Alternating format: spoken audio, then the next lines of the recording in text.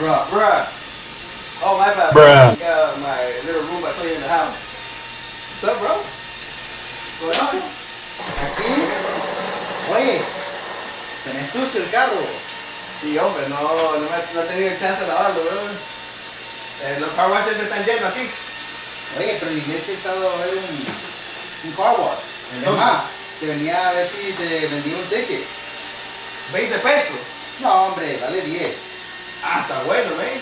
¿Cuándo es? El sábado. Te lo pago el sábado, ¿ves?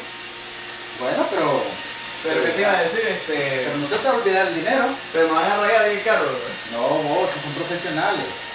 Así es la cosa. Sí, es más, te lo limpian por fuera y por dentro, por los $10. Por $10. Sí. Ah, pero yo trabajo, ¿ves? No importa, van a estar de las 8 hasta las 6 de la tarde. Ah, está bueno, está bueno. ¿Y dónde puedo comprar los tickets? Te vendo.